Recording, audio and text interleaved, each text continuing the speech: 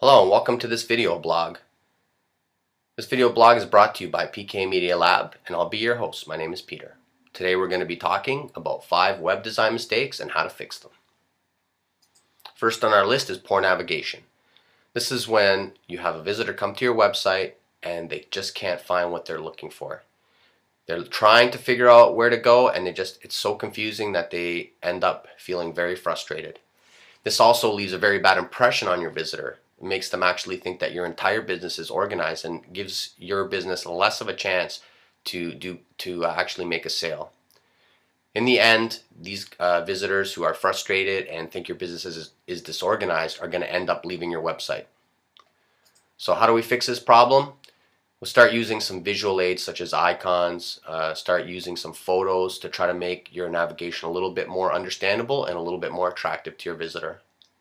Secondly, when you're structuring your navigation, we want to try to group related pages into subgroups and create a landing page for each subgroup. So this is a 3-tiered system where your home page is the top tier, the subgroup landing pages are the second tier, and then the individual pieces of content that relate to those subgroups, that's your third tier.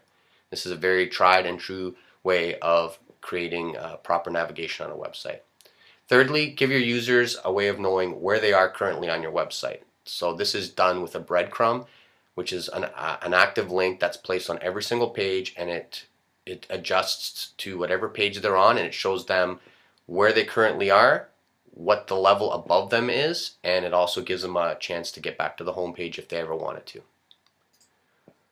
Not optimized for mobile. So let's talk about this. Parts of your website not working on a mobile device, or maybe your entire website's not working on a mobile device.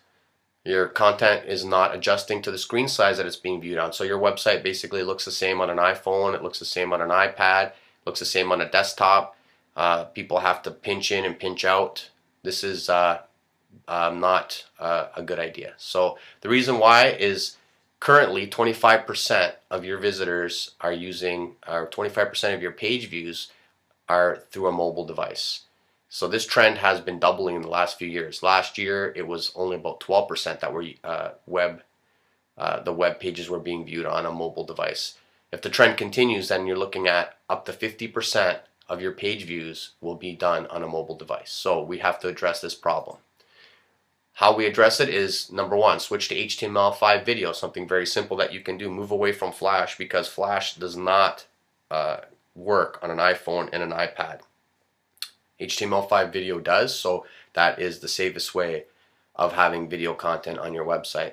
Secondly, build a responsive website. So we were talking about your website being able to know what device it was being viewed on and make adjustments that are going to make your website look good on every single kind of screen resolution. That's a responsive website. And then lastly, if you've got a business or you've got a product where you know that a large majority of your views are going to come from a mobile device like an iPhone, then have yourself a separate mobile website that is specifically targeted just for that device. Number 6, bad content. So we're talking about inaccurate or out-of-date information. We're talking about having a confusing layout with your content, and we're talking about having large chunks of text.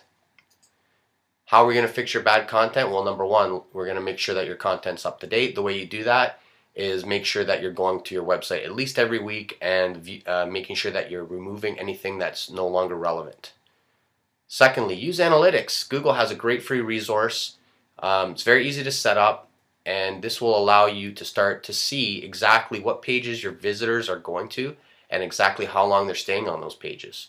This is a helpful resource because you can start making educated decisions on what pages are not being viewed at all, those ones we would call irrelevant, and you can start to remove those pages off your website. You can also start looking at what pages are being viewed, and if there's a trend happening with a certain type of content or a certain category, then you can start to try to build more content around that. Lastly, when you're talking about having a large chunk of text on your website, always use pictures and use subheadings to break that large text up. That will make it a lot easier for your visitors to digest that information. Missing contact information. When you have missing contact information, it's never good because your visitors can't contact you and you might end up losing a sale. So when you're missing your address, your phone number, or your email address, and it's not visible on the web page, that's a bad practice. Also, if you don't have a contact form provided for your visitors to be able to quickly fill out a few fields and hit a submit button, that's not good either.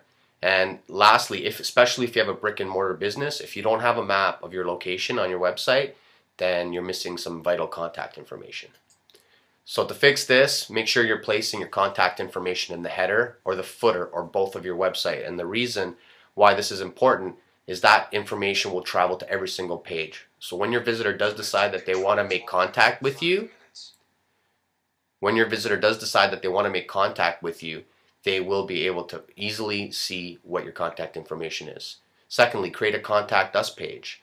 A Contact Us page is basically a little bit of a way of getting your visitor to consciously saying contact us, and they come to that page, and hopefully you've got yourself a nice form on that page and they can easily contact you. Also, I would suggest on the Contact Us page, make sure you have a map of your location, and that my best suggestion for that would be use Google Maps, because it's a free resource and it's an interactive map. They can zoom in, they can zoom out, and they can also, if they click on the link, they can actually go to a separate page where they can input their address and they can get a nice, easy to follow navigation straight from their place to where your business is. Clutter on the home page. Clutter on the home page is just having way too much information on there. You're displaying too many pictures, and you end up leaving your visitor with the feeling of a packed and way too flashy website. So how are we going to fix this? Use less text. And if you need to continue on with your text, or you have a certain topic which requires more writing, provide a little snippet, a little teaser, and then have a read more link connected to that snippet. That's going to get your customer to click onto another page of your website, which is actually a good thing. Secondly, if you're using more than one picture on your home page, consider having a slideshow. So now you're taking up a lot less real estate than having all these pictures displayed next to each other or one above the other. And also, slideshow adds a little bit of a feature for your visitors to actually stick around and say, oh, okay, I want to wait and see this thing cycle through. So it's a good design feature. And lastly, less is more. So when you're building a homepage, especially on the homepage, the main thing you want to do is try to focus on delivering a simple message. And if you can get that simple message delivered, you'll find that you can start converting a lot more of your visitors into customers. Thanks for watching this video blog. For more helpful information, visit our website at www.pkmedialab.ca.